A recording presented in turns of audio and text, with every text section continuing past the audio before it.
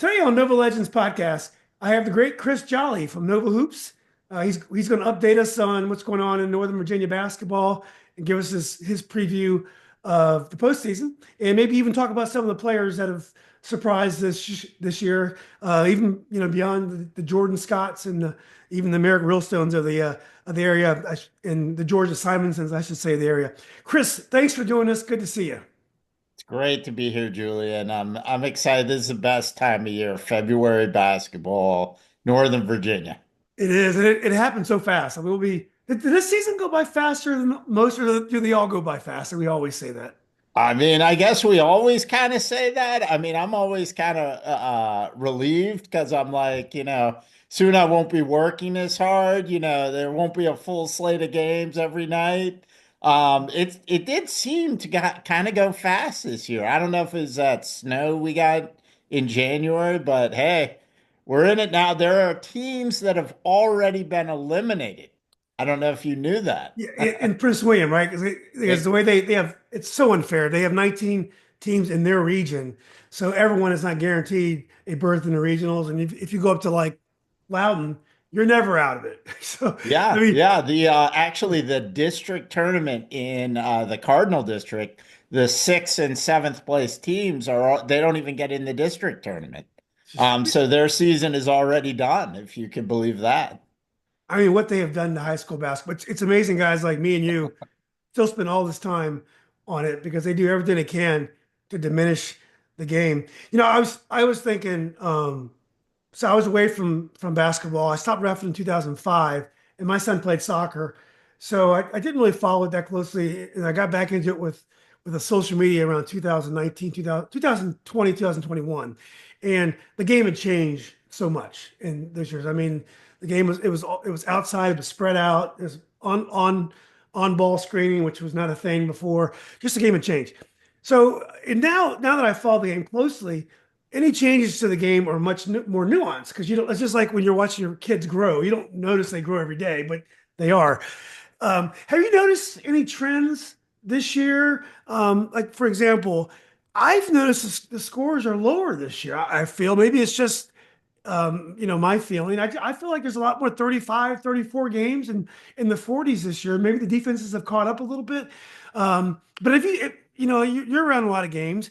Have you seen a different way of playing offense or any other trends that you've noticed?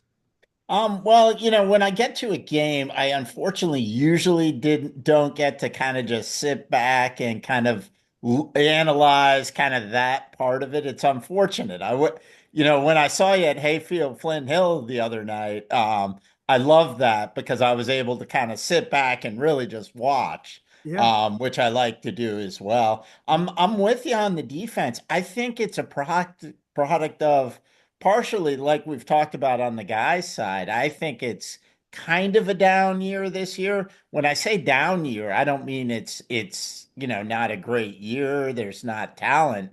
It's just, a lot of younger talent and things like that. And I'll be honest, I think it's been, said, I think the coaches around here are so good and so prepared that they're able to come up with these defensive game plans to Mm. just limit other teams. And I love how you said, the game kind of the whole reason I started the website was because the game passed me by.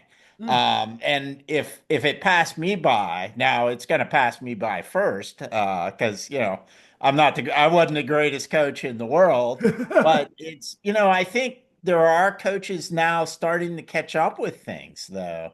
And the 3-point line and all that, you've talked about it. I think coaches are just really good around here and they come up with really good defensive game plans.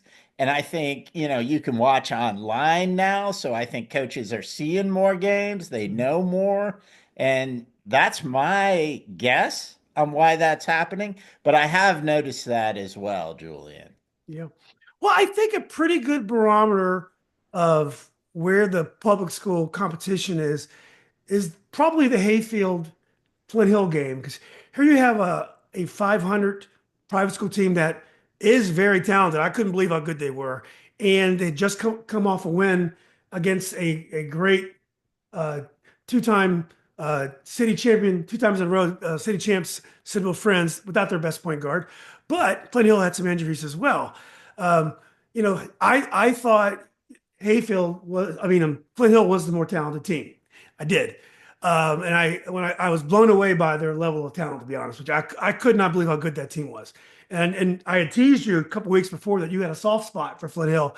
And when I saw them play, I'm like, Chris Jollay is right. This team is really good. Oh, That being said, Hayfield was able to scrap out a win. That was a win not on talent so much, even though Hayfield's talented, but that's just coaching and grit. And they have the seniors have been there before, the McFarland brothers and stuff. But I think that game is probably a pretty good insight as to where the public and private schools are right now. yeah, I mean, and Hayfield's a good team. I mean, they're good, but you're right there. They just kind of flipped on a switch in that game and said, look, I mean, we're down 10 or whatever it was. We're not going to let this happen. We're going to play tough defense. We're going to show you what we're all about. Yeah. And like you said, that's not to say they're not talented. They're very talented. They can switch on defense. They're athletic. They sometimes have a problem scoring consistently, Mhm. but they're a very good team. And I'm extremely biased. That's one of the teams with, predominant seniors on their team, right? They've got some underclassmen, obviously, that play too. Pratt came off the bench in that game. I believe he's a sophomore. But they have seniors. They have people that know what it takes to win too. And them in South Lakes, obviously, because of Jordan and Woodson's got, about 8 seniors on their roster. That's why, in my opinion, they're kind of rising to the crop. You put them against private schools, it's a tough ask. Mhm. These are 19-year-old physically developed kids in a lot of cases, certainly in Flint Hill's case. I mean, I saw those kids. I remember some of them when they were at public schools, how skinny and small they were, and a lot of those guys at Flint Hill are football players, obviously. It's, the this year the talent on the private schools is, really predominant. Hayfield lost to Bishop Ireton earlier in the year, but I mean, it's a product of winning, and Hayfield's been there before. Flint Hill, you're right. To give me grief on, I either underrate them every year or I overrate them every year. But a great program. Rico Reed recently got his, I think, 300th win Oh, there. congratulations. So that was a fantastic game. And I've told you before, public versus private, let's see it some more. I mean, it's there. It's not going away. Yeah. So let's see some more of those games. Yeah, a couple issues I would say with the Flint Hill game. When you're playing a game like that with the bleachers so close to the floor, you need some crowd control because that could have gotten really. You had some parents that were chippy, they're getting chippy, and that could have gotten really ugly. That wouldn't happen at a big public school gym because you're further away. And I felt like that could have been a difficult situation, but it was handled well, and the kids and the coaches, cooler heads prevailed. But it was quite a scene there. I would think, and I've been following Flint Hill since my friend Jason Coleman's son Gibraltar started playing there, and they've had a lot of Division I players, probably more Division I players in the past than they have this year. But this is by far the best team I've seen them have. And they were the tall white kid. I guess he was from Falls Church.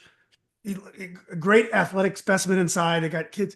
They had the kid Lloyd that can shoot outside, and they have Tony Harris. Tony Harris was a star for Fairfax, and he played on UDC's team with Will Jones. His son was the kid that dunked in traffic that day. He's more of a football player. I mean, the talent. I was just like, wow, these kids can really play. But I did want to say that at the beginning of the year, if if if if we would have picked the teams that are going to be win the districts and favorites for the regional tournament, um, we would have picked the exact same teams that we have today. I mean, there are no. I haven't checked closely on the girls' side, um, but there are no surprises on the boys' side. South Lakes and Westfield have controlled the Concorde, with South Lakes being in first. Woodson was your preseason pick. They're undefeated in the Patriot. Yorktown, even without Andrew Maria, has controlled that district from start to finish. Hayfield, of course, undefeated in that district. Patriot, again, I think maybe the sixth, seventh straight year they won that. The Cedar Run, the Cardinal, Potomac, then maybe Forest Park. There are really Meridian, maybe the best team in Northern Virginia. They were obviously picked. There are no surprises in the boys scene. And Riverside, they lost their leading scorer from last year, Shane Crispin, a great scorer. He's filling it up at Miller School, but they have so much better chemistry without him. They have really good players that share the ball really well. They could have used Crispin, but they're rated, I think, number 3 team for public schools, and I think also number 3 for the Washington Post for public schools in Northern Virginia. So there really hasn't been a whole lot of surprises this year. No, and again, I think part of that is because of the young rosters. When you have a team like Woodson with all these guards coming back, with all this experience, 8 seniors on the roster, plus, a lot of underclassmen talent, obviously Kalen Chilton being the one guy there that you would point to. But they also have Ryan Corallo, who's a junior. But I digress. The point is, yeah, I mean, there really hasn't been. I think you were on Yorktown a little better than I was. You have all your friends over there. I wasn't sure Yorktown would be like this. And you don't want to say addition through subtraction with Maria and the Shane Chrisman, who went to the Miller School, who's apparently doing real well down there. But you know how it goes. Sometimes, you just have a better team focus. You play a different kind of way, minus some of these kids. Before the season started, I talked about all the public school people that went to private schools, and there were some big losses there. There's no doubt about it. I mean, you lose an Andrew Maria or a Shane Chrisman. You're losing talent. It's simple as that. Phoenix card for Hayfield, and Yeah, yeah. I mean, the Alvita for list South was Lakes. huge. Yeah, I did it in a little preview show. I should have just gone on your show because yeah. I put together this video and it was No, it was terrible. great. I Well, watched it. it was terrible. No, it was I'm great. not good at this. I'm a writer. You did a great job. So I'll stick to your show for now on, I think. But there were some cases where I think it was kind of addition by subtraction there. But there is so much young talent, and I definitely want to talk about that later. Some of the teams in Loudoun, especially, that are kind of hovering right around the edge of my rankings. They're junior heavy, they're sophomore heavy. The talent is there, but is any young team going to get past South Lakes? Is Westfield even going to get past South Lakes? I mean, very, very doubtful. Hayfield's not even a consideration. I mean, hats off to Edison for even playing Hayfield close for a half. The whole reason the Hayfield Flint Hill game went on is because Carlos Poindexter has to look for those games because the national district isn't competitive. Now, the Liberty district on the guy's side is a lot of fun, while Yorktown took their first loss, like I think you guys talked about a couple weeks ago. But 2 through 7 in the Liberty district is fun. You know what I mean? Exactly. The 7 seed could beat the 2 seed. That's going to be a fun tournament. Sorry, I'm babbling again. No, I no, got a no. lot to say today. Yeah. Well, no, no. Liberty's always fun. It's always balanced. The Yeah. gyms are old and generally I don't want to say packed, but the games are well attended. I will say kids like Andrew Maria, and I coached his father, David Maria, when I was at Robinson, summer league coach. Um, Great score. Shane Crispin, great score. I think when you lose guys like that, you lose depth. If Riverside had Shane Crispin, that's one more 6'6" player that can score. And I don't think Riverside has. They have a great roster. They don't have tons of depth. They have good guards coming off the bench, and they have a really good starting 5. But you just lose some depth. Yorktown's the same way. Andrew Maria he's a ball dominant player, but this is a team that has 3 absolute knockdown shooters already and 2 really good shooters in Austin Barberi and Ruben and Jack Ruben, I believe is his name. So they already have enough scoring. Andrew gives them more of a slasher and another great play. They lose that depth, but they've had two sophomores step up. So I think both teams would probably be a little better off with more depth. But they have a lot of people that can score anyway, and those guys are getting much more opportunity to do their thing, which has been exciting. Well, let's get to the Liberty District because we talked about it. Let's start with the boys. Um, as we mentioned, Yorktown, they had the first loss to Marshall last week. They and they've basically coasted all year. Marshall is definitely a team that's on the move. I really like this Trey Leonardo kid. Jumps really well. Nice body. He's only a sophomore. Anderson Crisco, 6'6" seniors, had a really solid year. Just a big body, kind of a post player that played, and me and you played basketball. Get inside and score. But again, Jerry Lynn and Brian Doyle and their staff. There's more in that staff. They've done a great job, and they are peaking at the right time. Yeah, they really are. And they're playing defense. They always play defense. And that's just the thing. They're going to be a tough out. They're scoring now a lot better. It took half the season. They lost so much from last year. They lost what, like 85% of their scoring. So it was going to take time for kids to start, stepping into their roles. It looks like that's happening now.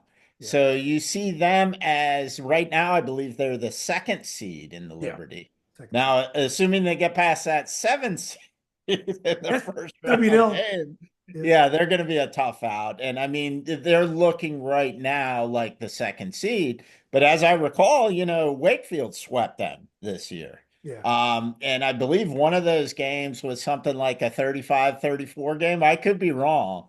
I'm getting the results mixed up in my head, but Wakefield also a team, when Wakefield isn't going to survive against Oscar Smith, and they're not going to survive playing in the 80s against somebody. This isn't the Wakefield teams of old. But they're right there kind of in that defensive, grinded out game, kind of tough half court defensive game. They're right there with Marshall, and any team in the playoffs, that can do that is a dangerous team. Grind you out, keep the score low in the 40s and 50s. So we'll see what happens there. A lot of dangerous teams in the Liberty, though. Herndon, Langley, we saw they're playing a lot better now. Langley was a young team with Washington and Liberty, who has a lot of young talent, but they're young. yeah, Again, yeah. it's just, will they start to kind of peak right now? We'll see. Langley every year does this. They start off really slow and they make a run. I forgot the kid's name has been scoring a lot for Langley, but they were on a roll. I think they won 4 or 5 games in a row, and then they got just destroyed last Yeah. week. I think by Marshall. Yeah. I wasn't there, but I understood they couldn't handle the full court press was the problem. I understand Herndon is much better this year. They have a kid going to Hood College. What Yeah. is it? What is his name? I heard he's a good shooter. Oh, gosh, it escapes me. It'll come to you. I need to see Herndon. I've seen most everybody now. There are 3 or 4 teams on my list I really still want to get a good look at. Herndon is one of them because I Toby. haven't Is his got name Toby? Toby something? Toby, yeah, Toby Hare. Toby. Yeah. Correct. Yeah. That's I couldn't think of it. Yeah. Yeah, I want to watch them, and it goes in the styles. You'll see Herndon win a game by 30, and then you'll see him lose a game by 30. McLean is the same way. It's like, they stun someone, they get a big win, and then they go out and lose by 25 a couple nights later. So Liberty's going to be fun. Buy tickets to the Liberty tournament. Go to one of these first round Liberty games. That's the elimination games are great, and there's far too few elimination points in our sports these days. Let's really quickly talk about Yorktown. I know I gave my opinion of them. I know you saw them against South Lakes. Led by Jake Cullum, whose brother Ben Cullum was a solid guard for them 2 years ago. Austin Barberi. I forgot the shooter's name, number one, who was a point guard last year. It's a real good shooter from outside. I'm sorry, forgot his name. It'll come to me. But did you see Yorktown other than that game against South Lakes? I've seen them online a couple times. Yeah. As we've talked about, they seem very 3-point dependent. Mhm. It's just one of those things. Is it going in or is it not going in? If it's not going in, like I think that's kind of how it went with the Marshall game. I think you have a better sense of that than me. You're gonna have problem nights like that. But they're just well coached and they defend well too. Everybody talks about Marshall's defense and some of the other teams. Yorktown defends pretty well too. They do. Very fundamentally sound. The question is, yeah, for me, it's that 3-point shot. If they're on, I mean, they've already shown they can beat Westfield in a 64-61 game earlier this year, I believe it was. They're gonna, they're a factor. I mean, if not for South Lakes lining up though in the other side of that district, if you had Yorktown in the kind of the Hayfield Woodson, even though Hayfield and Woodson, are strong favorites as well, Yorktown, I think, would be one of those teams that you just see in a given year go in the States and being like, how did they get the States? We didn't see this coming at all. Yeah. But South Lakes, I mean, it's just tough to imagine in regionals getting past South Lakes. Yeah. So, but as the one seed, as you know, they'll be the one seed in the Liberty District, which is a big advantage. They get that first bye in the tournament, and then if they can win the tournament, being the first seed and going at the Concorde District 4 will be a big advantage. So, Yeah. Yeah, that the first seed is a big advantage. They automatically advance. And they did play South Lakes tough at South yeah. Lakes in regionals last year. I think they had a 5-point lead or so in the first half. I can't think of the kid's name I really like in Yorktown. He's a great shooter. Started at the point last year. And they Is have, it Pilot? Is oh, it Brendan Pilot's Pilot? definitely one of the kids that shoots number 15. They have a kid number one, kind of curly head, thin guy. He might be the best shooter on the team, and I just can't pull his name. Sorry, guys. Gotcha. Wakefield this year is 5-5 in the district. They have a 6'8" player.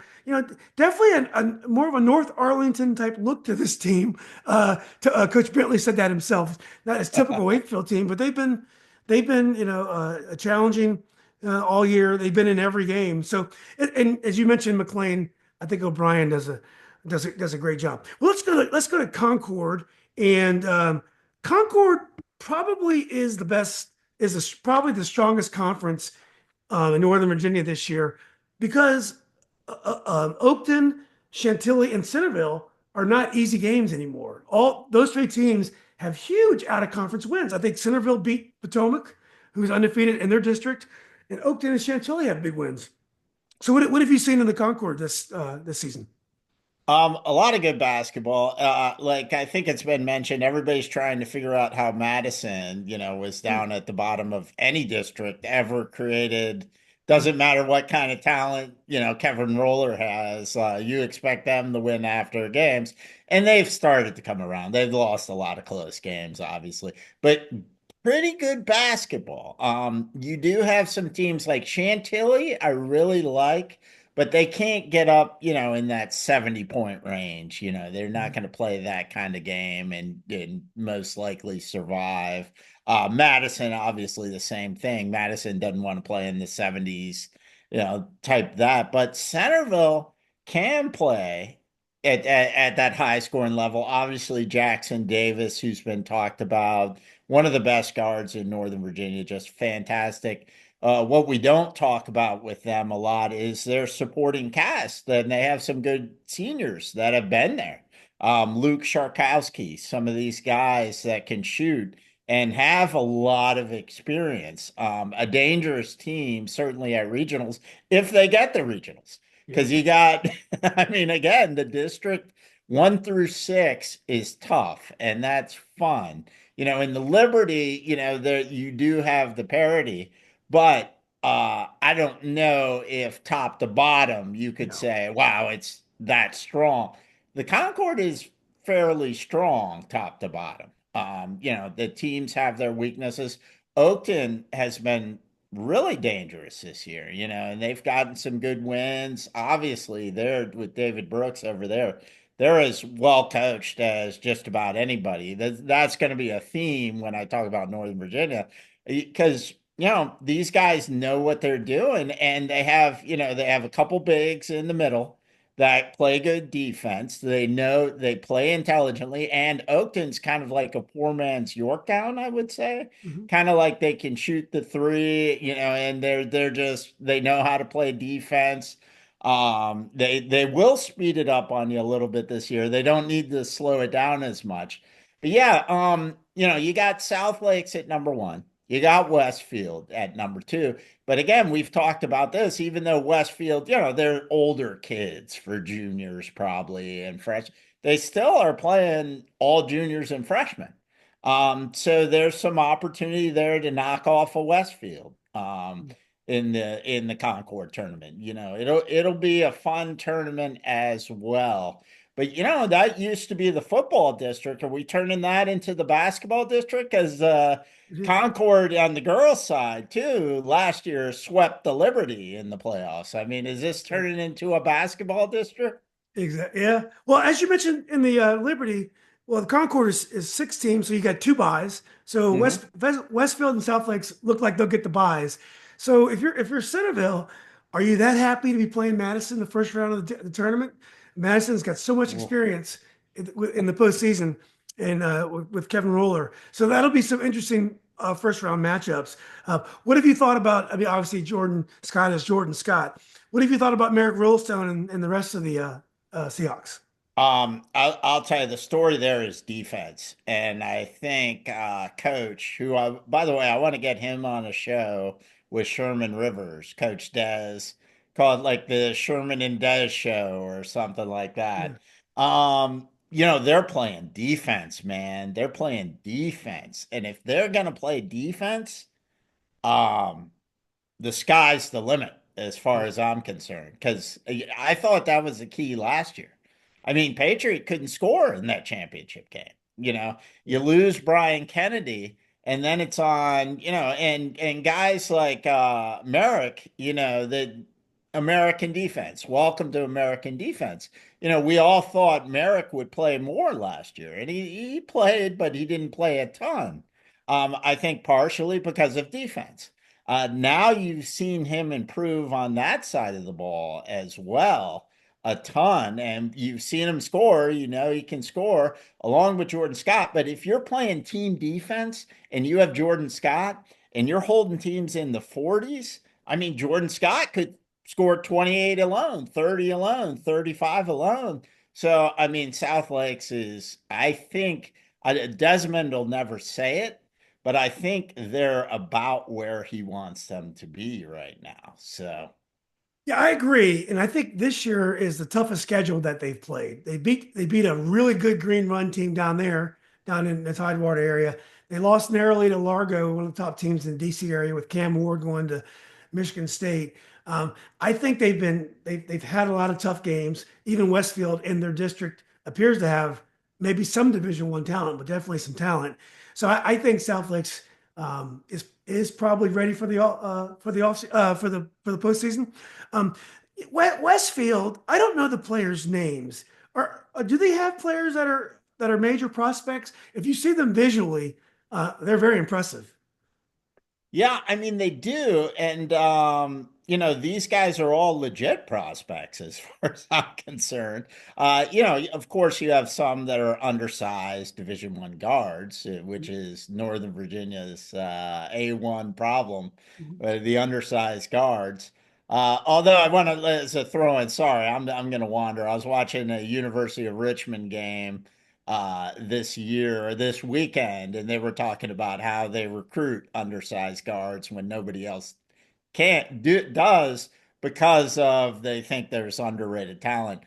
Throw that in. If you've seen Price, their dynamic guard, he's he is so talented. He can win games by himself, but then you get Zay Brown in there. He can win games by himself. And these guys, aren't seniors. The big one, I think somebody hit on it in your coach's show too. Will Robinson, their tall guy who, he came from Centerville. He was known as kind of just a shooter. A guy that'll just kind of hang out there and drain threes in the quarter, which is very nice when you're 6'6", Yeah. 6'7", but he's starting to get tough. And I'll tell you, one of my underrated players in the entire region this year is Matthias Lee of Westfield. Mm. He is just a baller, and he's, a real nice kid, just goes in there. He's about a 6'7" guy, legitimate prospect, can shoot, is very athletic. I've taken, pictures of him above the rim, well above the rim. Good player. And he can just dominate a game. You had the champ kid, Stemberger, that came over. That allows his ability to play a pure point guard role, allows these guys to concentrate more on scoring. Sky's the limit for them. It's just a question of whether it's going to click in the postseason this year, or they're going to be, a top 10, top 5 team next year. Yeah. We'll see. Yeah. They haven't been completely healthy, but certainly would not surprise me if they're in the Final Four at States this year. Yeah. Have they had any big wins this year? I know they were close to John Marshall early. They ended up getting ugly. I know they were down at Kings Fork or one of those schools, and I don't think it went that, or Nansemond River. I forgot which one. Have they had any really big wins this year that you can remember? I can't. I was trying to recall that. I've written recently that they didn't really have a signature win. So going by what I wrote, if it's correct, they don't. So it's one thing to play Paul the Sixth. It's Yeah. another thing when you lose 105 to 55 or whatever. I mean, does that really help you? Well, it does, but you're right. They haven't proven it this year. Yeah. We all know they have the ability to do it though. Yeah. It's going to be one of the fun things to watch in the playoffs. Yeah, and we all know Kevin Harris has showed the ability to win the big game. He's won a state championship at Centerville. So let's go to Patriot, which is a little bit strange this year because you have two of the best teams from last year, Fairfax and Atlantic Alexandria City, in last place this year. So it's kind of been flipped. Definitely not the top to bottom talent from years past, but still some talented kids in that district. Yeah, it's been a fun year, even though it's been kind of a different year. Because no, it hasn't been a dominant district.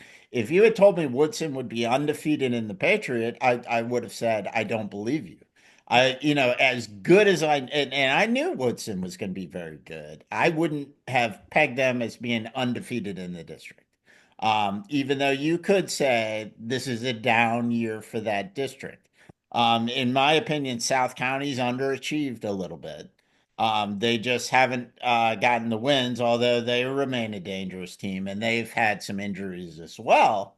But I wouldn't have thought it's been a really fun year. West Springfield, this is one of I tweeted out twice. They had 2 game winners against Lake Braddock in the span of like 4 days, Yeah. that went down to the wire.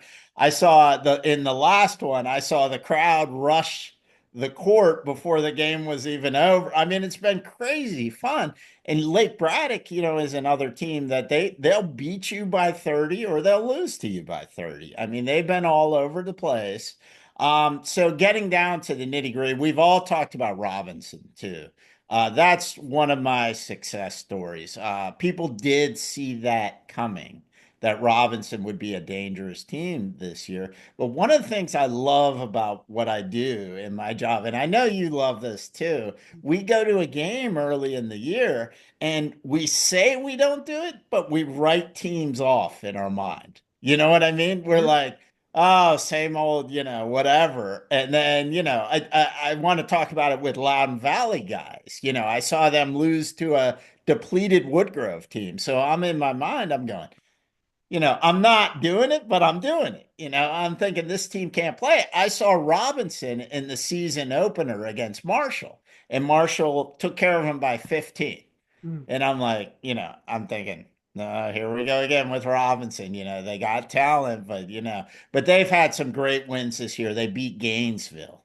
They beat Broad Run.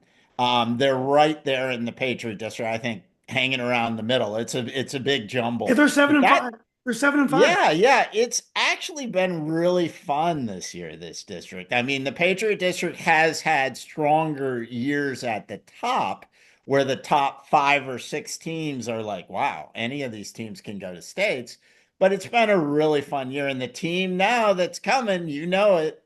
Go ahead and name it. I'm going to let you name it. That's coming. Oh, Wespo.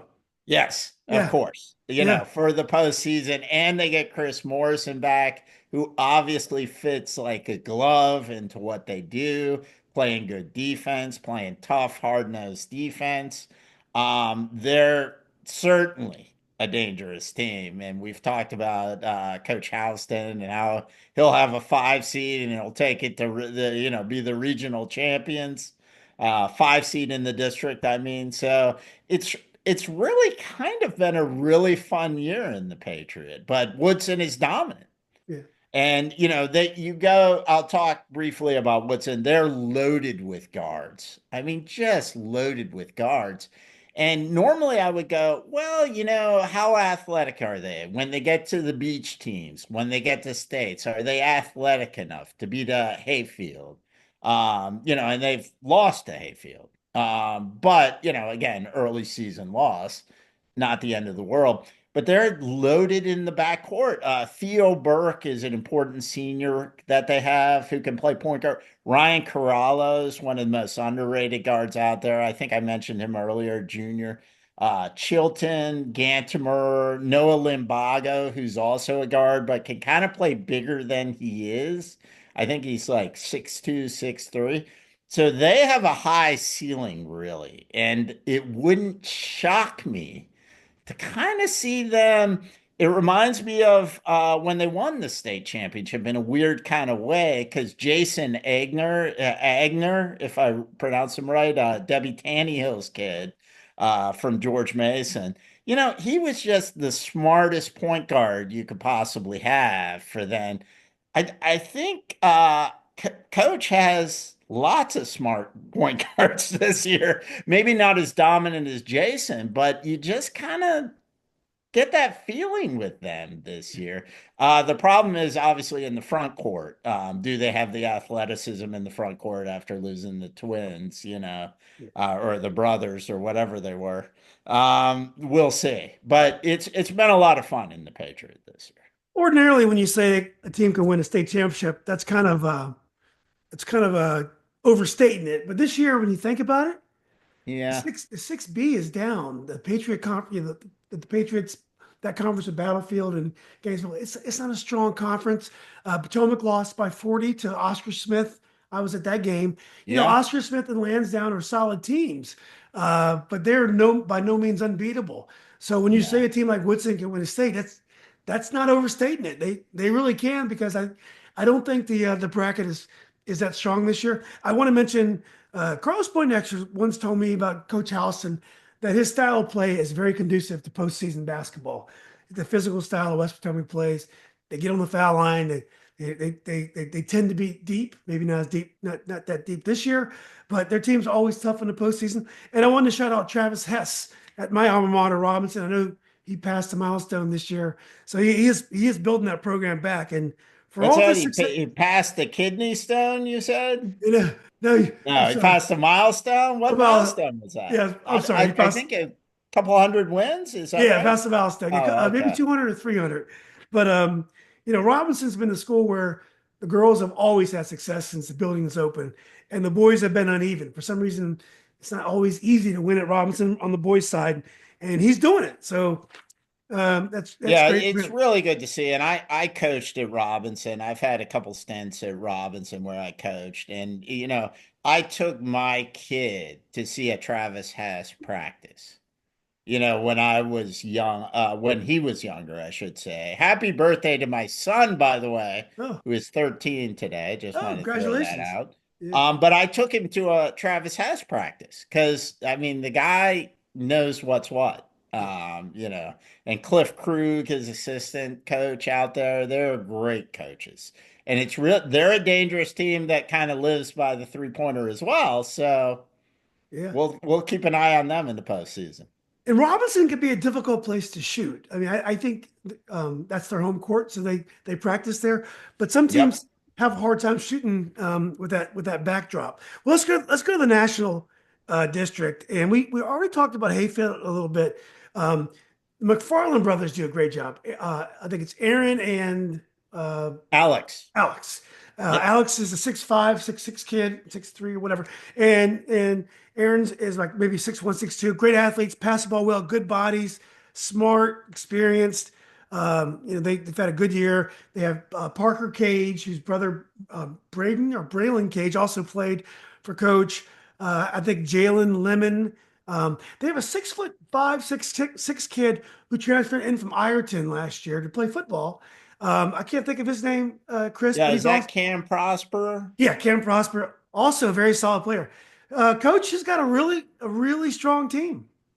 Yeah, and the will to win and the pedigree to win and the coach that expects him to win and the players that expect to win.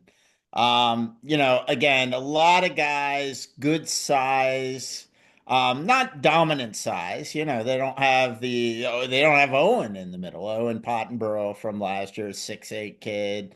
Um, but they have a lot of guys that can switch on defense that are interchangeable, athletic. Cam Prosper is extremely athletic, as he showed you during the Flint Hill game. Um, they're the class of the district, obviously. We knew that was going to happen. Hats off to Edison for, even giving them a game a couple times. And Edison's had their problems this year, obviously, with Coach Ford and all that. But hats off to Edison, that entire program, including Coach Ford, because they've prepared them pretty well, but they're not going to beat Hayfield. Nobody's going to beat Hayfield in that district. We know it, you know it. There's that running joke about how coach doesn't even know what's going on in the district, who the teams are in his district. I know he knows. But Hayfield is looking good. And a couple things that have caught my eye, I believe, and you got to excuse me because I get Alex and Aaron confused all the time, as you would expect.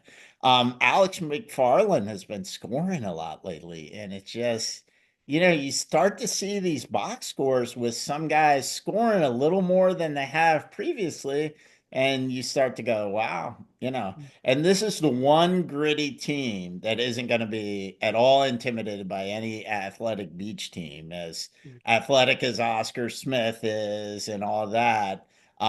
You saw it against Flint Hill. They're just not going to be intimidated by anybody. Not intimidated at all. I did notice there's a Pratt on the team. He might be Hmm. Aiden Alden. Was Aiden Pratt a couple years ago on that amazing Hayfield team? Was a good shooter. I think it might be his younger brother. So Yeah, I see pieces of the future as well. I think yeah. Alex, he might not be a Division One player this moment, but one day he'll be on a Division One roster. I think the way he shoots the ball, the way he passes, don't know what his plans are, but I think he's a talented player.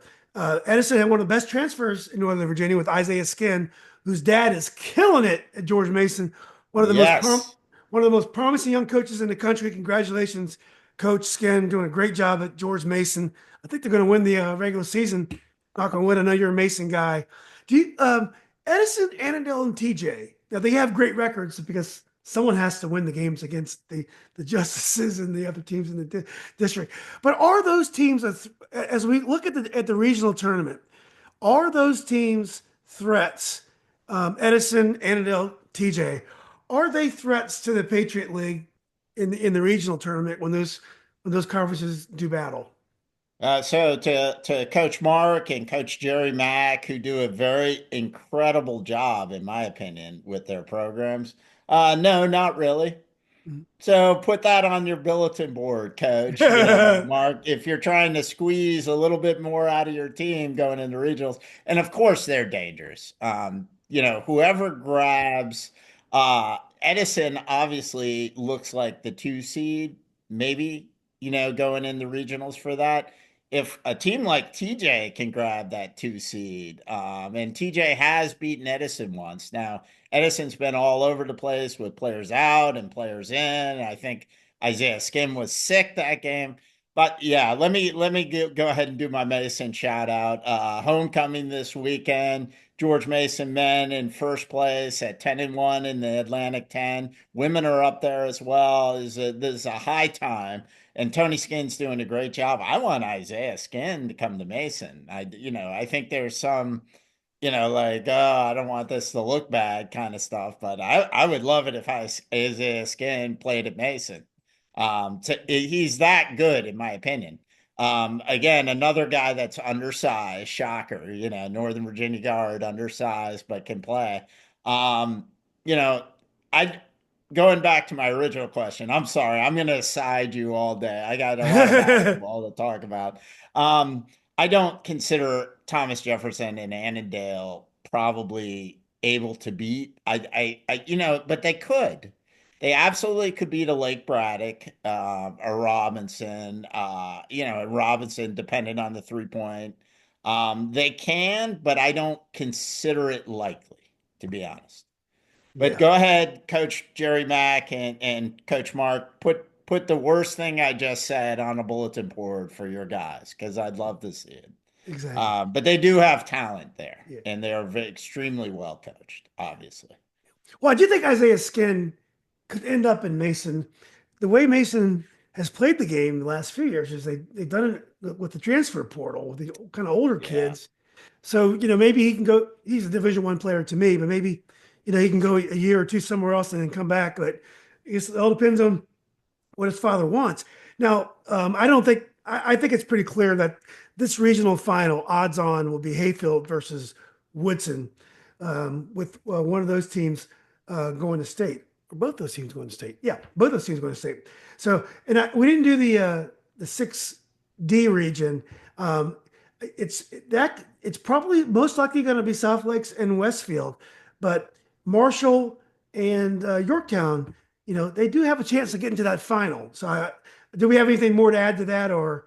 No, I don't think so. I mean, I wouldn't rule out an upset. Certainly, West Potomac getting the states wouldn't shock me at all. Right. Something Yeah. like that. But that's who you're looking at. Yeah, I think it's clearly West Potomac's probably the most likely team to upset the apple cart. South County is talented. They're just a little frenetic. When I watched them play, I was exhausted after the game. I didn't even do anything. So but I feel like they could be dangerous on the right or wrong night, depending on how you look at it. But They should be dangerous. Elijah Eccleston is an outstanding guard. If you talk grittiest guards in the region, he's probably my number one or number two. But they just haven't. They're kind of like Westfield. They don't have, they've played well with a lot of teams. I covered them. They had a 4 point loss, I think or a 1 point loss to Potomac. They can play with anybody, but they just haven't been able to get the wins. yeah, So we'll see. yeah. Well, let's go to Prince William and go to Cedar Run. This every year it's the same thing. I guess the only difference this year is Freedom Run moved up a spot. They're tied for second with Gainesville, so Battlefield's in fourth. I miss those brilliant Battlefield Patriot teams, and they were so stacked, and those games were just amazing. But the district it's rebuilding. I know Patriot's really young, and I assume Gainesville is as well. Patriot lost to Gainesville for the first time, I believe, in school history. So Yeah. that is Patriot had already clinched the division, but that's still a big psychological blow for Gainesville to beat Patriot. I mean, absolutely huge. I talk about this all the time, especially on the girls' side, on the guys' side as well.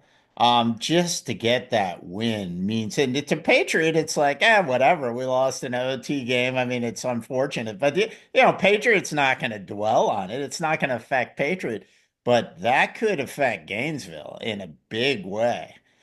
So we'll see that region, talking about the broader region. And I've been hanging out down at Colonial Forge recently, kind of broadening my basketball knowledge in the Commonwealth District. I still got a ways to go. Did you go to the Langley That game?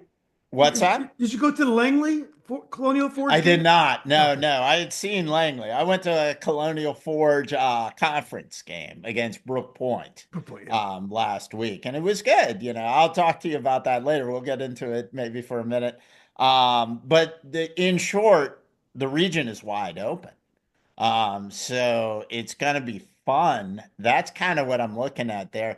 Gainesville opened some eyes, definitely, with that win. Not so much that it's, the most impressive thing in the world, just so much psychologically what does that open up? And they've got, Cam Kane is one of the definitely probably the most underrated player in the area. He's been pouring in points left and right. And then you got White, Preston White, who is a prototypical get it done down low guy. They're a team to watch. Yeah, they're a team to watch. Patriot, as Coach Rivers laid out for us on our coaches panel, they lost a starter um, to what's the team out in Warrenton? They lost. Oh, Highland. Yeah, they also started a Highland, which a week or two before that loss to Gainesville. I'm not sure if the two are related. Patriot is when you watch them play, they have a lot of kids of the same build, similar haircuts. It's hard to know which one to guard, but I know they have a kid that scores a lot for them. Who is that kid, Well, Chris? they got the kid I really like, and when I had heard somebody transferred from Patriot, I immediately wanted Elijah Elijah Gaskins. Gaskins. That's right. He has just been fantastic this year. I'm sure he's probably the district as good as other players have been in that district. Probably the player of the year in that district this year. Real good. And they got a lot of kids that can step up. It's a different guy every game. So depth has been a problem this year for a lot of teams as young players, coaches, when you got young players, coaches are like, okay, I trust you, I trust you, I trust you, but that's it right Yeah, now. Patriot doesn't have that problem. Patriot has more depth than just about anybody, which is huge. And, when you get an injury or anything like that, you got some really good teams in that district. Battlefield finished fourth somehow. yeah, And he's got a solid team there. It's not a bad team at all. Freedom is extremely well coached. Kids like Taj Sandhu there who can shoot. And they finished, I think, I don't know, it's second or third. Freedom and Gainesville are mixed up there. I think Gainesville is two, Freedom three, Battlefield four. So it's good to see. I want to see that in that because it's pretty as good as Patriot Battlefield has been. It has pretty much been just Patriot Battlefield, although Gainesville's been pretty good since they arrived. exactly. So Well, Freedom is in its last year in 6A, at least for a while. They're going to five in the Loudoun districts, and they're going to be a force when they move to Loudoun after being yeah, in the salty Cedar Run.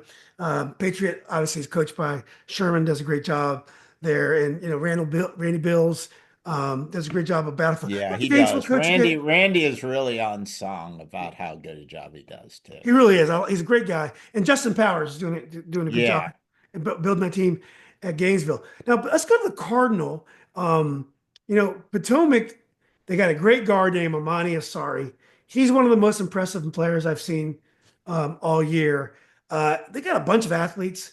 It's funny, they're physically a really skinny team. They're tall and skinny, except for Amani Asari. He's kind of a 5'11" long arm, like athletic specimen who plays a really solid, smart game. But they're undefeated. They're 12-0. I saw Forest Park against Riverside. Love this kid, Jaden Perry, who understood transferred in from Oklahoma. There's a kid out here in Forest Park, a kid out here in Potomac Falls that reminds me of him, a left-handed kid. But Jaden's a senior. Brandon Adozie, I think he's playing football somewhere next year. He's he's a lineman, great post moves inside, does a great job. He's hit some milestones this year as well. And Ethan Salvatore, who I believe was hurt last year, kind of a scoring machine off the bench. I love Coach Mack. Coach Mack does a really good job with those guys. I definitely think it looks like Potomac and Forest Park are the class of the Cardinal, but Woodbridge and Garfield have been solid this year. yeah, they've been really good. I saw Garfield early, and again, depth. They're not, an incredibly deep team. They're young. The coach's son, JJ Bell, he's got two of his sons on that roster. They're a solid team. There's no doubt about that. Woodbridge kind of, inconsistent as you would expect. First year coach, but they have talent. There's no question about that. That district is a lot of fun too and has been. I'll tell you straight out, I root for Forest Park. I want to see Forest Park. I want to see Coach Mack. I want to see him get to states. Well, I really root for pretty much all the coaches, and I like them personally, most of the coaches. But I do want to see Forest Park get there because they have talent. Like you mentioned, you got Perry in between Salvatierra and Adozi, at the point guard and center. Uh, so, again, a team, can they get those wins though? It always seems like Forest Park is like, oh, well, we lost by 5 to Patriot, but we gave them a good game. We lost to Riverside by 8. We gave them a good game. I'm making up but it's something in that range. They're kind of in the Westfield vein where it's like, well, can you beat 2 or 3 good teams in a row to get there? We don't Right. know yet. We haven't seen them do that. Yeah. But I'm rooting for them. Yeah, they're a really good defensive team. Yeah. Jaden Berry's a great, very good defender and a very explosive guard. Anthony Mills is a proven winner at Potomac. Again, I can't get that Oscar Smith loss out of my mind, but it could have been a bad night. I mean, Yeah. all Potomac has done the last few years is win and get into the deep into the postseason. So let's go. And I'll tell you something with them, maybe not against Oscar Smith, but against other teams, if Potomac goes up early, they're an entirely different team. Because you put the ball in that kid Asari's hands, and he's, one of the quickest players around. Yeah. So that's a big key for them. If it kind of they get behind, they kind of start, oh, we got to score, oh, we got to score, and it can kind of be like the Oscar Smith game, which is a special case, obviously. But Yeah. Who's that kid they have at Potomac? Is also a high scorer. He's a little guard. Scores. I think he's their leading scorer. I can't think of his name. Mavens, is it Yeah. He's been around. Yusuf?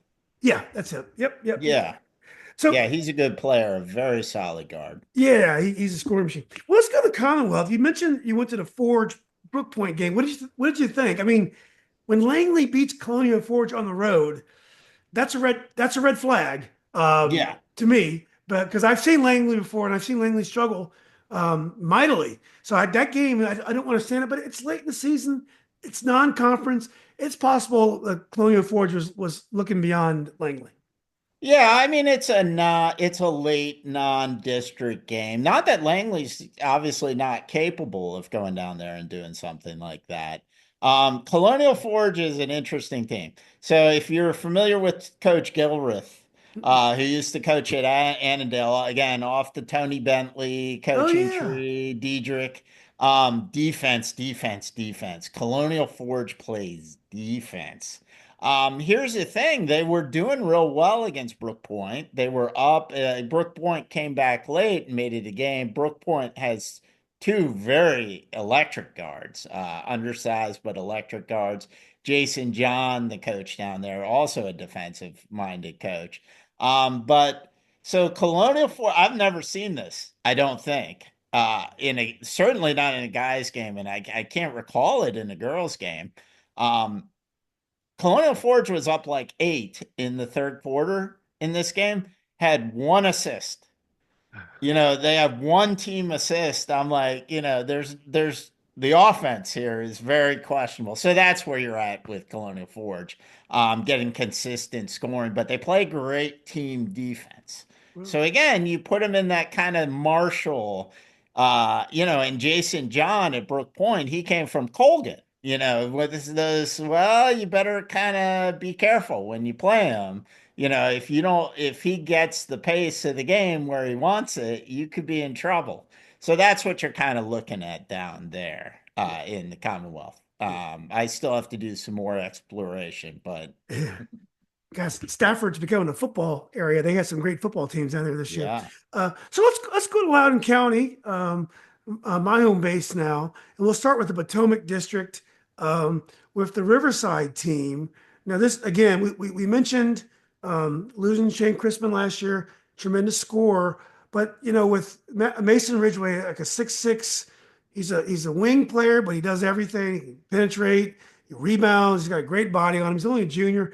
Max Lawson is an explosive scorer, 6'2", 6'3", junior. Joel Basu kind of a 6'3" post player, very active, kind of a John Sally. He looks like, reminds me of John Sally, but he plays more like Dennis Rodman. And then the point guard, Josh Intamoa, who's a little bit underrated, does a great job. And then they have a shooter, Brady Peterson, like a 6'4" guy, shoots outside.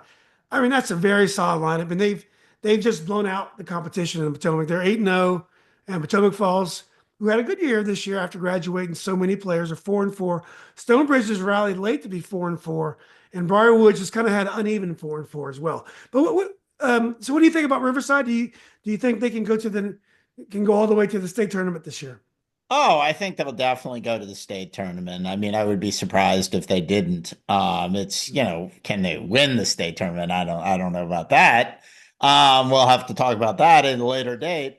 But yeah, I mean, they've done a great job. And you talk about psychological wins. Is Patriot the kind of psychological win now these days? Because they beat Patriot earlier in the year, and you just kind of wonder, like, hey, if I'm a coach and we just beat Patriot, I don't care who Patriot lost or if they're, I don't care if 10 of their top 11 is out at this point or whatever. That wasn't the case, by the way. But it But wasn't it wasn't a neutral court. This is Patriot never loses at home. They won yeah, by 10. I watched the game online. They led from start to finish. It was a really professional win. I was really surprised. And I saw them up here when they handled Forest Park. It was a 15-point win, and it was pretty comprehensive. yeah. I mean, you just start to wonder about confidence. These are still young kids. Mason Ridgway, I believe, their guard is an 1,000-point scorer already, I think, as a Yeah, junior. yeah. Um, when you start getting wins like that, you just start to say, who if not us? You know what I mean? And credit to Coach Kaz for playing Patriot this year. I've had many, many issues with Loudoun teams kind of not playing the hardest schedule and then shockingly getting to the regional and state tournaments and getting dusted. Okay, you can't say that about Riverside this year. They're an athletic team. They play a really efficient, quick offense, like you said. I mean, I guess you would say you might be a better judge of it than me. A very quick, efficient, almost a private school quick hitter with a shot clock kind of offense. They really do. And like Hayfield, all their players share the ball and they share it quickly. They kind of Right, play it like that, and they're a very unselfish team. right, right. And that kind of is my impression of them. I don't want to say, I mean, it's a historic year for them. Yeah. So whatever happens, what a year they've had. They certainly deserve to be in the top 10 teams in Northern Virginia, public and private, in my mind. Yeah. Well, I probably will stay out of trouble with the Riverside coaches today after this broadcast. So I did want to talk about, Stonebridge just came out of nowhere to be 4-4. I don't even know where that came from. And Briar, I've seen them, definitely solid. Potomac Falls, for losing a whole bunch of players, they have a young guard, Josh Orbita, who I compared to Jaden Perry from Forest Park, but they have some young guards on their freshman and JV team as well.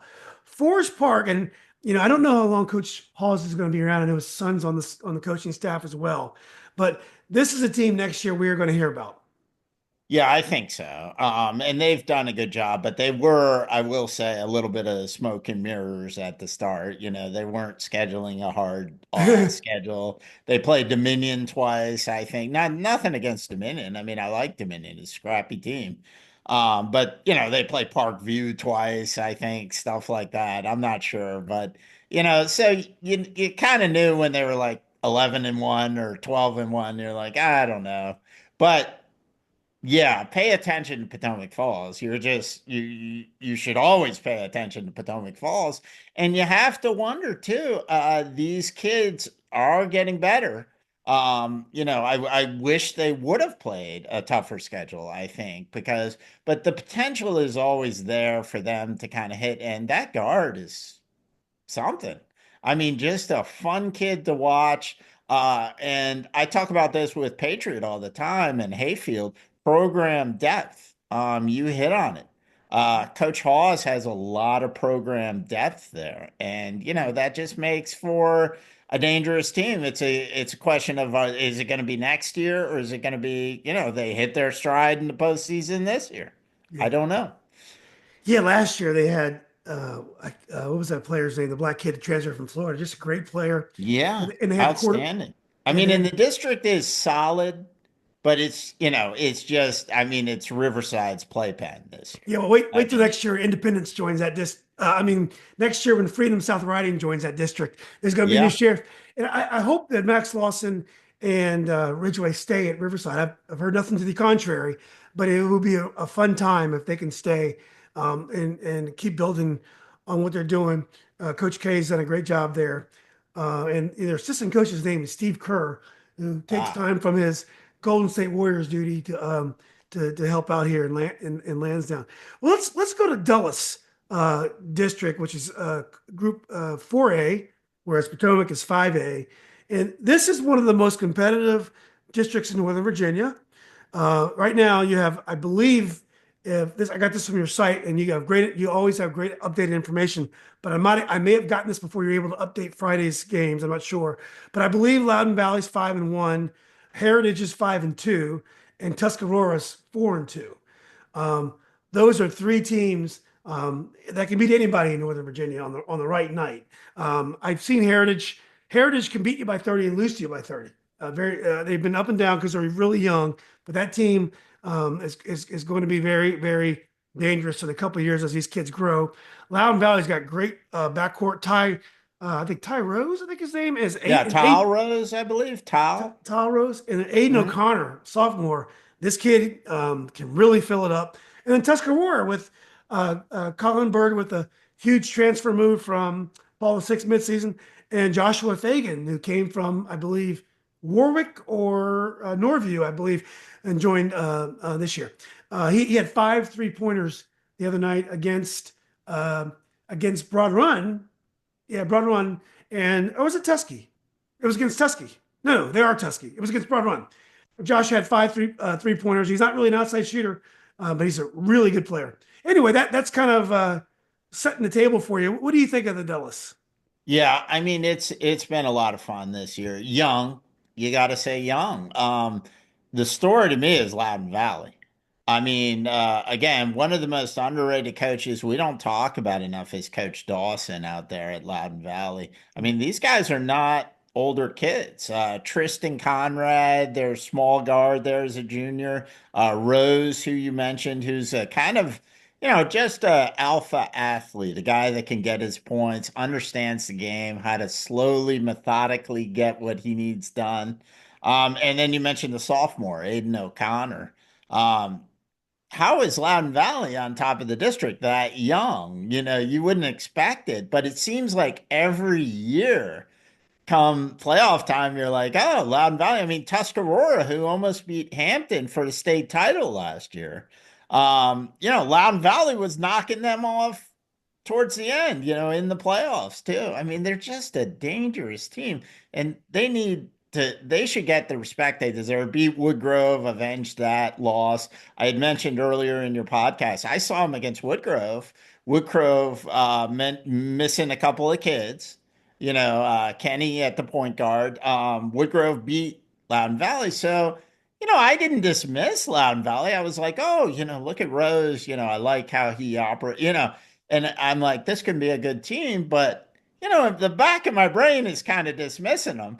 And then we're all like, oh, look at Heritage and Colin Birds at Tuscarora now. And Loudoun Valley rockets right up to first place in that district. So just credit to them.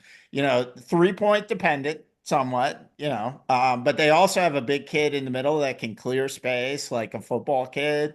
So they've got the ingredients to do some damage. But the team to talk about, we've talked about Heritage a lot. They have a bright future. In 1 or 2 years, they will be at states. I mean, there's just no question almost. They've If got all 4 or those 5 kids just tremendous yeah, young I mean, there's players. almost no question. Yeah. But Tuscarora, I'm a traditional guy. They have seniors, plus now Colin Bird. I ranked Tuscarora before the season.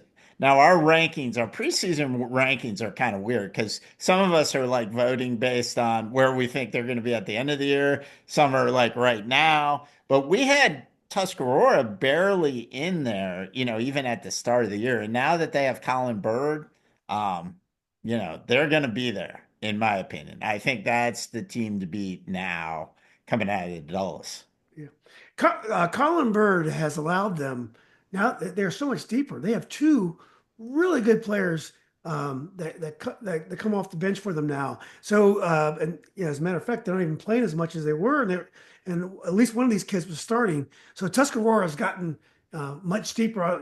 Just the opposite of what happened to Riverside in Yorktown when you lose a good player, you get a good player, it just gets you a lot more depth. Yeah, and shout out to Chaz Battaglia, who also doesn't get Yes, does a mentioned good a job. lot. He is one of the better unsung players in Northern Virginia. He just does it all, scrappy kid, can really score, can fill it up. Even when Colin came over, Chaz was kind of scoring a lot still, you know what I mean? So real good player there, and exactly as you say. Yeah, I'm a big Travis Dugan fan off the bench. He's a really smart kid, Yeah, really shares the yeah, ball nicely. To me, yeah, it's a better team when he's on the court. yeah. Let's go to the Catoctin.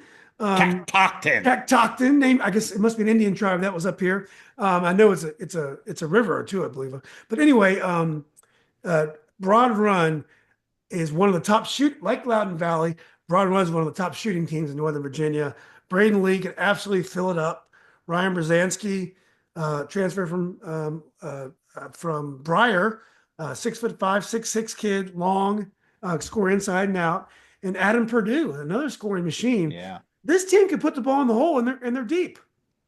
Yeah, they really can, and they are one of the best shooting teams in Northern Virginia, in my opinion. And it's not like these guys are well. Braden Lee isn't huge, I guess, but Ryan Brzezinski is 6'7", 6'8". It can Oh, he's make that the tall? three. Purdue is a solid 6'4" at least, and that can make the 3-point shot. Like they have to use Ryan inside, a 6'8" kid. You gotta, go in there and bang a little bit, and he does. But when they're hitting again a dangerous team, you've seen them kind of been up and down like that. They have the firepower, and again, this is going to be a theme in the show on the guys' side. Juniors, next Wow. year, but can it be this year? Absolutely. They've got a lot of talent. They're fun to watch. And the coach there does a good job. Woodgrove, we mentioned. I do want to shout out Dane Marsh. He's not playing Mm, college basketball. He's going to BYU, um, but 6'7", probably maybe 6'8", but definitely 6'7". One of the best big men in Northern Virginia. Just does a solid job. And when he's not on the court, it's a completely different Woodgrove team. I did catch yeah. the Woodgrove Loudoun Valley game. You talk about environment. That was unbelievable. It reminded Oh, me. yeah, yeah. I'm glad you made it out there. I caught the first one. Oh, You it's got to great. the second one. I did. It reminded me when I used to referee in Charlottesville. I go to the small schools and they have these big rivalries like Cumberland versus Prince George or King George. Was Prince George? Prince George. It's just a great rivalry. All right, but now I want to go to the Northwestern District because ordinarily we don't cover it, but I know you do. But two of the best teams in Northern Virginia, and probably if you had a top five team, maybe both of them would be in there if you consider the Northern Virginia. Well, definitely Meridian is, but also Handley, who I Yeah, understand has yeah. at least two Division One prospects. Talk a little bit about Meridian and Handley. Well, I got issues with them because I don't think they've scheduled hard enough. I think I saw a tweet from the Handley coach months ago saying people were ducking him. So I don't know what's true and what's not. I have no idea. I would like to see those teams had challenged themselves a little more during the regular season. However, like you say, there's no doubt they're good. I still got to write up our rankings for this week, but Handley moves into the rankings this week. They had an impressive win against Skyline. Now, Skyline was a team that was at Meridian, that Meridian needed a last second shot to beat. Skyline, Handley took care of them. Handley beat him by like 20 or 30. So that was something that, the voters that do my kind of rankings, we kind of went, whoa, hey there, okay.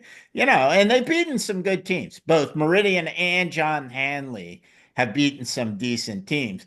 But this monstrosity of a district that has like 12 teams where like, I don't know, I'm making it, maybe it's 14. I don't even remember.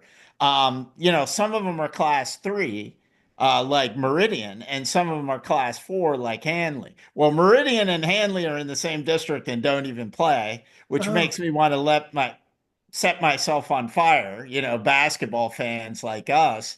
And then they'll play Manassas Park twice and Brentsville District twice, and it's like, come on. But they're legit. I'll get into. I'm not going to go into it today with Handley. I've been saying a lot about Will Braun Dween, who has 1,000 points already, who scored 51 points in 17 minutes against Brentsville. You can talk about the competition all you want. I'm not even sure I could score 51 points by myself alone in the gym now. You know what I mean? yeah. Hitting three pointers. The kid is a Division I kid. There's no doubt about it whatsoever. So they're going to be there. It's just a question of, how good are they? We don't know. They have some decent wins. Meridian has some decent wins. But Meridian, is playing Trinity Christian. They're playing, I think they played Dominion. The only one that made you pause for Meridian is the Heritage win That was a nice from win. early on in the season. But it's an early season win against a bunch of sophomores that are talented, but Yeah. but Meridian can play. There's just no doubt about it. You talk about Rosenberger, the kid they have in the middle, senior now, I believe, experience. Will Davis, one of the better shooters in Northern Virginia. Um, well coached with Jim Smith and his staff out there. They're not deep. They've got a good rotation of kids that can all play. So yeah, Meridian and John Handley in the postseason are going to be one of the bigger stories, actually, in my opinion, in Northern Virginia on the guys' side. Meridian has a little bit more veteran presence, I think. But then, somebody said to me the other day, it's like, oh no, he's only a sophomore, but he plays Boo Williams AAU. I mean, these kids can play. They know about pressure situations.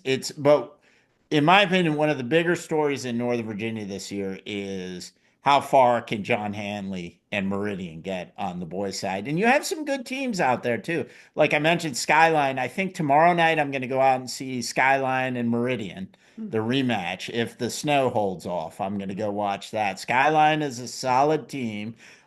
We talked about Kettle Run though. Kettle Run was like, all right, we're done. We did our football, because Kettle Run had a pretty good basketball team last year. I saw a game out there. And you have some solid teams like, James Wood is improving. Millbrook is always good out there. They're always solid. Sharando, some of these teams. It's a fun district, but it can be a maddening district when you have a Handley and a Meridian in different classes and they don't play for So, whatever reason. so he said Hanley's 4 and Meridian's 3. Is that right? Correct. So we'll see Handley, I hope, against some of those Charlottesville teams, and hopefully against like a Tuscarora or something Yeah. like that, which I would cover that game. Yeah. Well, I think it's going to come down for Meridian to come down whether they can beat Lake Taylor or North Side. Those are, I Right. know, two of the perennial teams, and three. I believe North Side is undefeated, or they've only lost one. They've had a great year. Yeah. The And the state road for Meridian is like, I'm not even talking about that yet. You know what yeah, I mean? It's just like, yeah, well, they had a I nice don't know if win. they're ready for it, but we'll see. Yeah, they had a nice win at Armstrong in Richmond. So that's decent. I don't know how good Yeah, but I Armstrong mean was. Armstrong's a 6-win team this year. Yeah, You know what I yeah, mean? It's yeah, like so yeah. it is Well, what it is. let's start as we did with the boys. Let's start with the Liberty district. And there's Langley was touted last year with our great coach Amanda Baker. They were touted last year as to win that district easy, and it was kind of an uneven year for them. They started off hot, and then they kind of rallied at the end, but it wasn't smooth. This year, it looks like things have gone pretty smoothly. They're undefeated. I know Anya Rodman has been hot this year. I know they got a freshman that's dangerous.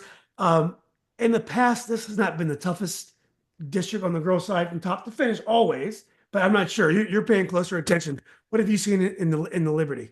The Liberty is has been Langley all year. And Langley is under the microscope this year. Certainly not like job security. Amanda Baker, one of the best coaches out there. Staff is one of the best coaching staffs out there. I saw one of their assistants at a Madison Chantilly game late recently. So they're scouting, they do a fantastic job. Um, but yeah, they're kind of under the microscope because last year I walked in on that first round regional playoff game against Chantilly to take some pictures late.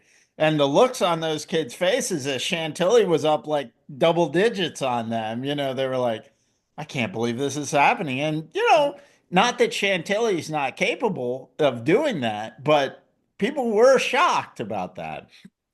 So this year has been different. Langley has owned the district. McLean wasn't close in the first time they played. Now they get another shot, I believe, this week, so we'll see how that turns out. But Langley has been perfect, and it's been a great mix of young and old, like you say. Anya Rahman, obviously the senior who's going to Carnegie Mellon, I believe. Oh, awesome. And then you have not one, but two talented freshmen. I think they have three really that are kind of in the rotation there.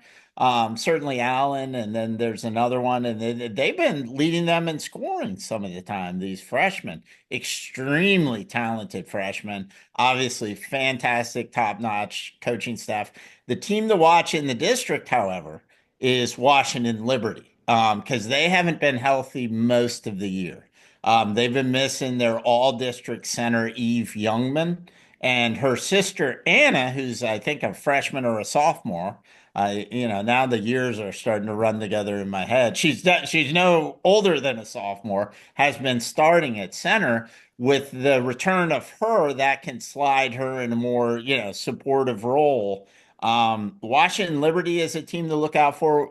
McLean is always dangerous, though, with Coach Deegan over there Oh, playing Deacon's there. defense, Tatum Olson. The two other teams that are very much improved. One of the lesser talked about stories is one of Jerry Lynn's guys went over to coach the varsity girls at Marshall, and they're doing really well now. They're well coached over there. And Yorktown is very young, but is improving. Herndon's kind of had a down year. Coach Mike went to join the Chantilly staff over there this year. So they're rebuilding, but they're getting better. And Wakefield, they're not quite there yet. They're rebuilding, but they're doing fairly well, and they've surprised some people. Yeah. So that's kind of what you're looking at the Liberty. Langley, though, is going to be, that because in the Concorde, same as last year, they're going to get like Madison in the first round, something like that. So, we're all going to be watching intently. The girls' playoffs this year are going to be fantastic. Well, they are. Well, let's go to the Concord, the other district in the 6D. It looked like Oakton was in cruise mode in that I think they were undefeated earlier. At least they only had one loss. And Coach Priester, I think, passed 700 wins or something crazy. Congratulations, Coach. All of a sudden they're 5-3. They got three losses. I know that Centerville has Kennedy Parrott back. I know one of their kids, you told me, transferred to Virginia Academy from last year, but they're 8-0. Chantilly's 7-1. In Madison, with Coach, my buddy Coach Stone is 3-5. What a fascinating district this has been this year. Yeah, it really is. Westfield rebuilding over there. Kind of Coach Clip left after the year, so they're playing a lot of young talent. Westfield's rebuilding. South Lakes, good coach Tom Hinckley over there now from McLean. He was an assistant at McLean. But his talent in the Concorde, there's no room for forgiveness in the Concorde. Madison is actually having a really good year. Took Chantilly down to the wire the other night, and I said, I congratulated Coach Stone because I said, you can clearly see your team's getting better. They have one guard who can really fill it up. But offensively they were slow, but now they're starting to score because she does a fantastic job over there as well. And I compliment her. I said, "You did a good job." She's like, "Yeah, but I really want to start winning some of these games, like against the Chantilly's and the Oaktons and the Centerville." But she has them playing, scoring more points and playing right there. They're looking like the 4 seed in the Concorde. Oakton, well, since we talked about Meridian and John Handley on the boys' side, I don't, Oakton didn't play the strongest schedule starting out of the gate as well, for whatever reason. But Coach Priester, obviously one of the best coaches in Northern Virginia history on the girls' side over there. They've got a good team. They're a little deeper now than they have been, but Chantilly swept them. Chantilly has gone through a lot. They lost their point guard. Gosh, it was like 6 or 7 games in, or maybe 10 games in, and that caused a lot of adjustment to them. But they're now looking really good. They've slid. They have a really talented junior guard named Olivia Terry, who they slid back to the point guard, and now they've kind of stabilized. They have a couple of bigs in Alex Wilson and Emerson Mustard that when you see Chantilly get off the bus, you're like, whoa, hey, just from that. And also they can play, obviously. So you have that, and then Centerville still looking like a class of the district. Kennedy Parrott is just another level. I mean, she just is. Going to Colgate. Got one of the best jump shots around. Just one of those things that most people can't defend, certainly at the public school level. So she's a dominant player. You have a really unsung player named Sierra Wardine, Mira, I believe, first name. I'm sorry if I butchered that. But she is kind of the Kennedy Parrott in waiting almost, very athletic junior. And just teams can't deal with those two. So Centerville, we'll see. They're definitely the cap of the district. Can they play with like an Osborne Park getting into regionals and states? I don't know. Yeah. Well, as Coach Josephine McLean, I believe, is a Deegan disciple, or at least played for Deegan. Uh, she's really making a name for herself right out of the gate, at Centerville. Congratulations. Fantastic coach. On the girls' side, too, fantastic coaches just almost everywhere, if Exactly. not everywhere. Who do you see as likely final two in Region 6B between, I guess, Langley, Centerville, Chantilly, and Oakton, right? Those four? Or Yeah, it's just the big one of the big questions, and like I said, the girls' postseason is going to be fantastic this year. Is will the Liberty survive against the Concorde? Because those top 4 teams in the Concorde, and I could be wrong, but I think one of Madison's signature wins this year is Langley. I think Langley lost. Now I don't give too much credence to early season, but Madison's beaten Langley this year, yeah, and that's at your 4-1 matchup. I don't see Langley that happening again. I see Langley getting in there, but Langley's road is going to be through the probably the meat of the Concorde, which is going to be tough for anybody. I see Centerville probably almost as a guaranteed regional final.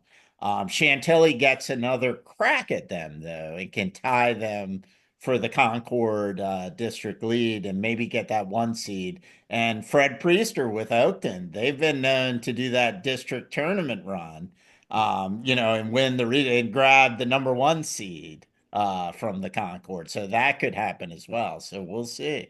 yeah, it's going to be interesting. I would not want to face Coach Stone in the postseason. She's a I don't want to face any of them. I mean, you exactly. know what I mean? It's Yeah, that good. it's that good. Yeah. Well, let's go to Patriot now. Speaking of great coaches, Coach Dade somehow. Mm. Now we talked earlier, and there was no way Robinson was going to come back again. Every year it seems they retool around Georgia Simonson, and, and it's the same result. But this year was different. They didn't seem to have much coming back besides Georgia. Here it is, and they're 11-1 again.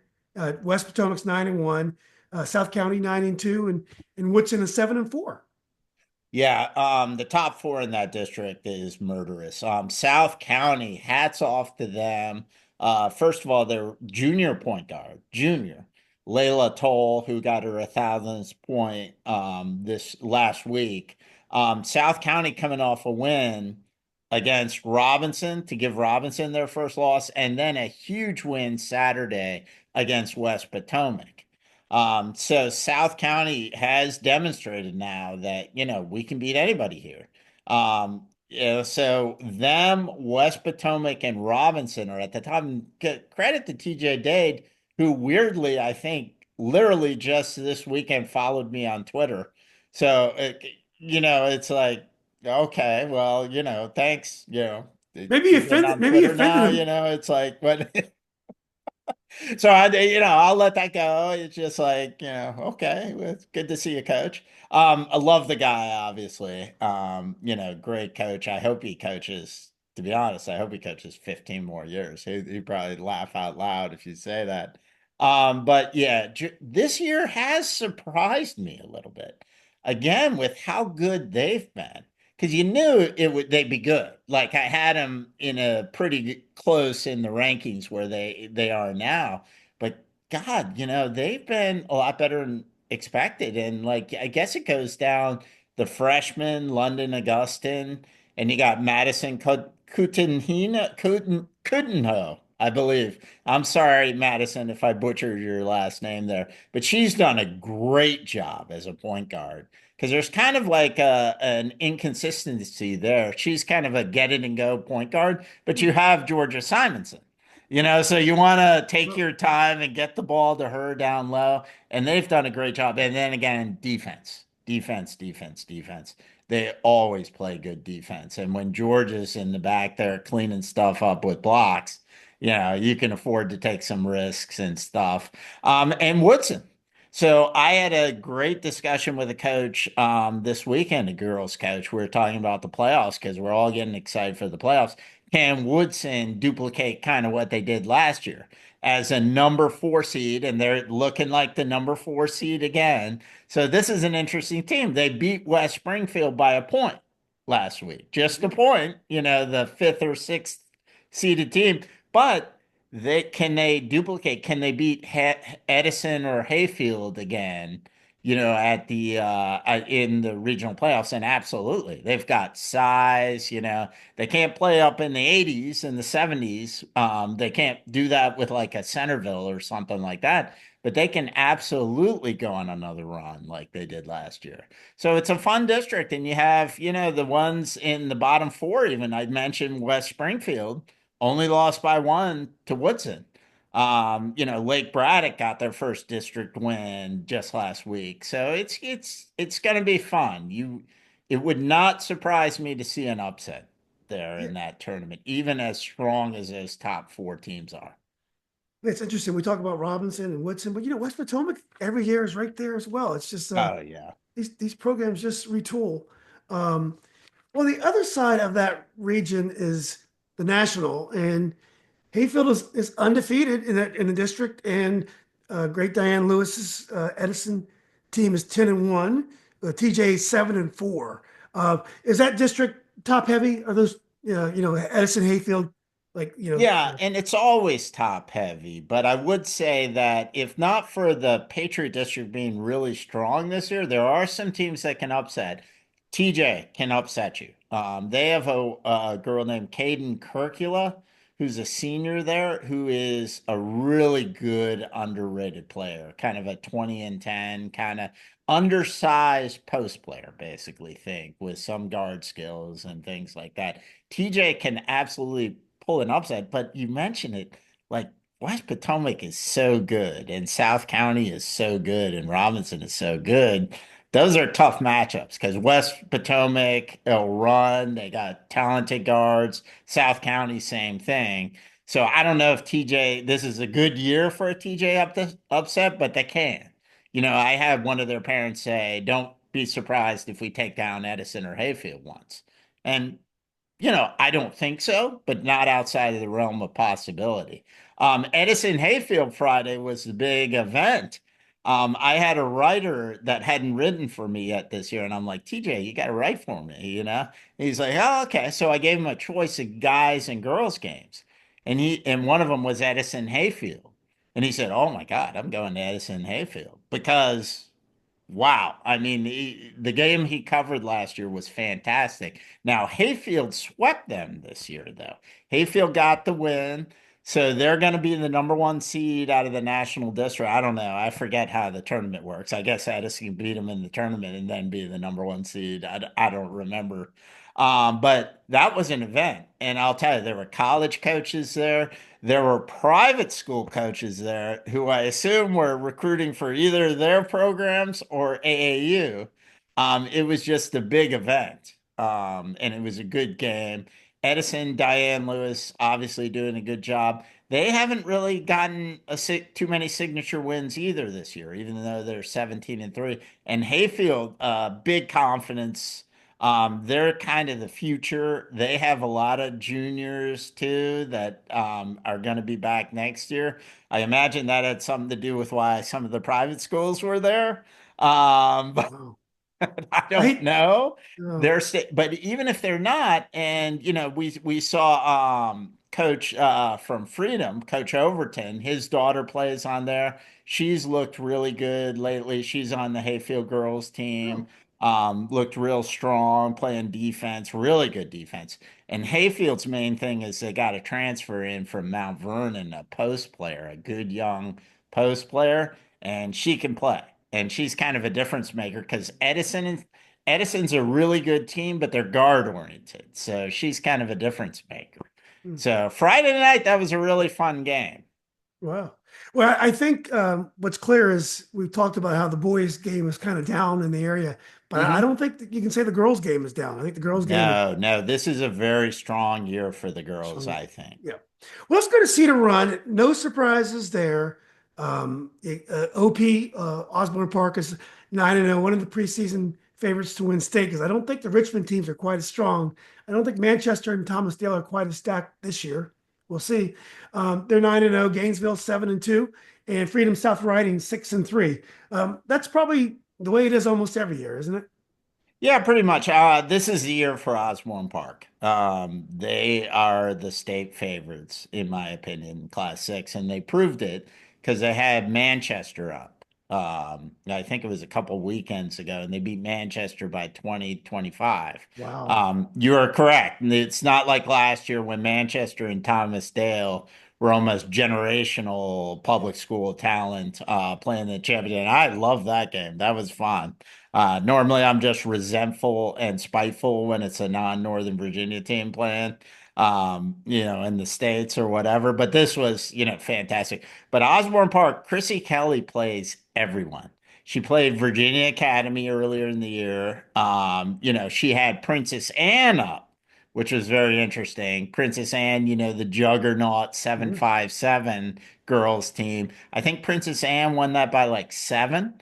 Hmm. So that was something, but the point is Osborne Park's getting better and better, and they're not even senior laden as well. They're going to be back next year, whether they fail or succeed this year.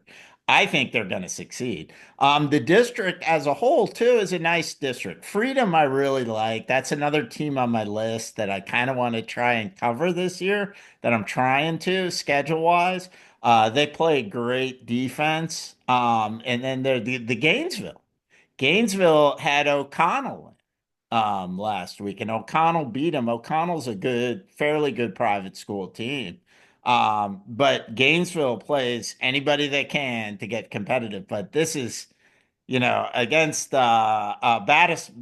Let me shout out a guard, Battlefield Madison, who plays at Battlefield. Good young guard, decent district. The sad part is Unity Reed didn't field a team this year, Is that so right? there's Wow. Basketball? yeah, there's just they did it last year and they couldn't do it this year, and Osborne hadn't won a game, so that kind of there's a real. Although the girls' game is growing, we're hoping the Caitlin Clark thing kind of takes it. In Yeah. 10 years, you'll have more and more girls playing again. But the depth thing is a real problem in girls basketball these days. But You have some good teams in this district. It's just that Osborne Park, Osborne Park beat Gainesville, I think like 70-20. And Gainesville has been a fringe like Nova 19 team this year. So to show you how ready Osborne Park is Yeah. for the playoffs and for a state run. Prince William is such a growing county. It's amazing they have a hard time fielding the basketball team, but I guess the growth is west, and it's tough. Well, let's go to Cardinal, and this is definitely a surprise. Another Prince William district. It's Freedom Woodbridge, who lost their coach. Overton was an amazing football coach, one who won the first district title in girls sports history at Freedom last year. They're back on top, 11-1. What a great job that is right now. They are doing a battle with Potomac, and Potomac is 10-1. Yeah, and I covered one of those games earlier in the year, and it's something like a 44-43 game that Freedom won at the last second shot. Pay attention to that because that district final, should it be uh, Freedom and Potomac, should it be Freedom and Potomac, will be another great one. That game was fantastic. Freedom has a couple of sisters. Lonnie and gosh, what's her name? It starts with an L. They're like, sisters that are really good there. The Freedom Potomac game was a lot of fun. Like I got to get down there more. Oh, well. The before the game, the JV game went down to the wire too. I'm looking at my watch like I'm never gonna get out of Dumfries. It's gonna be like 12 o'clock. But I'm like, I don't even care because it was so good. The entire varsity Potomac team was there yelling on the sidelines. Great crowd. It was fantastic. And that atmosphere carried over to the varsity game. Just a lot of fun. And Potomac is very good too. They have a couple of good seniors that have been there. They have a sophomore center that's really good. Taylor Allen is one of the seniors. Um, that's fun down there. And the district is, it's kind of been the haves and have nots. Colgan's in a rebuilding year after losing coach Fred Milbert, another longtime coach Oh, that he was kind of there? retired. Wow. He was still coaching? Yeah, yeah, and but they're doing okay. They They're 6 and start the 5. playoffs this week with the 4 seed, I believe, is Colgan. The other story down there is Woodbridge. The coach Courtney Coffer, who resigned from the boys team to Boys, coach the girls team, and that's great. coaches daughter Zoe, and they've got a lot of young talent down there. They're the 3 seed, kind of right behind Freedom and Potomac there. Well, let's come up north to Loudoun County and let's go to Potomac District first. Wide open district. Light Ridge is 6-1. I saw the Light Ridge Riverside game. Riverside's 3-4, so they're in fifth. Riverside beat Light Ridge. I guess the only loss in the district. Potomac Falls is 5-2. Briars 4-3. Stonebridge is also 3-4. Pretty wide open district. Yeah, that district has been a lot of fun. None of those teams are quite ready for, the bright lights of a regional state kind of deal. But they're all pretty solid teams. Even Independence at the bottom there has gotten better. It's one of those where everybody beats everybody. Hmm. Potomac Falls, when I sing Potomac Falls's praises, they lose. Riverside beats them. I saw Riverside lose to Marshall earlier this year, and then I'm like, oh, I don't write them off, but I'm thinking in the back of my mind, oh, okay, this isn't Riverside's year. They lost. They had a D1 player they lost last year that is playing college ball now, Hmm. and I believe Colgate. But Riverside beat Potomac Falls. They beat Light Ridge, I think, the other night. Yeah, I was there. Light Ridge is on the way up. If you talk to anybody in Loudoun County, Light Ridge is almost there, but they don't have many seniors either. I don't think they have any seniors, in fact.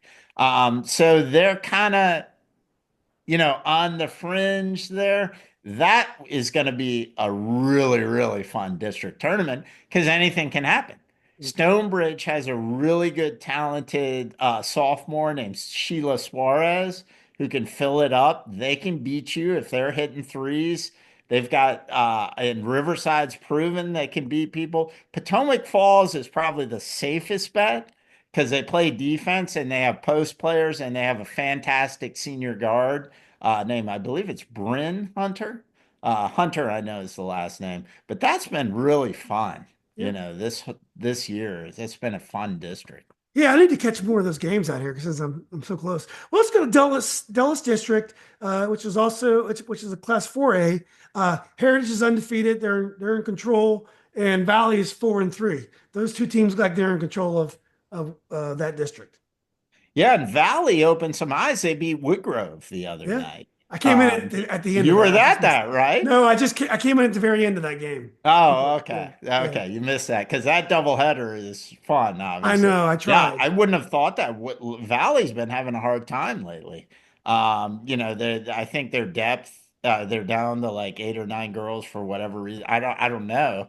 They've always been talented, but they upset Woodgrove, which is a great win, obviously. Apparently, We'll talk Woodgrove about. couldn't buy a bucket. They just couldn't buy a bucket that night. That's what. It's so weird. I mean, Woodgrove has the VHSL record for threes this year. That I watched Woodgrove score 85 points and bury 18 threes against Wow. Broad Run. And then what was that? 36-31. I mean, that's why it's fun. It's so fun.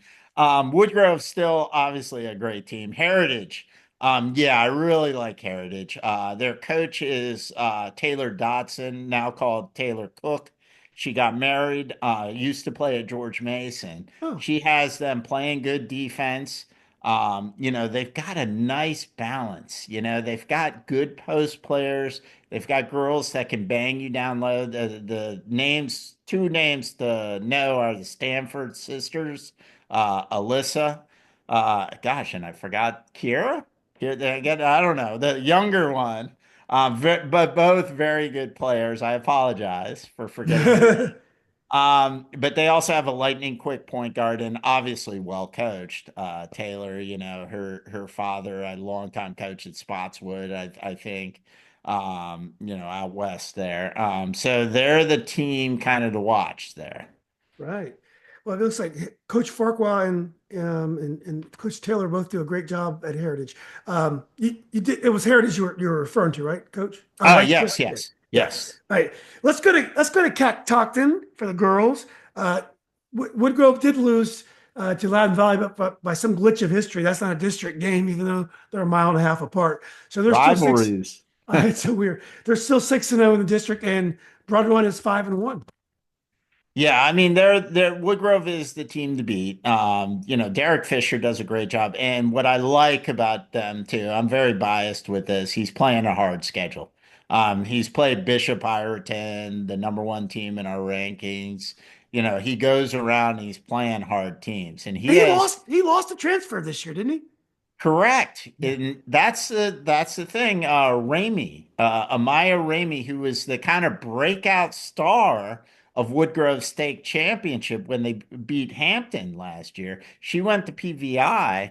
Woodgrove has still, and you might know this name, Marsh.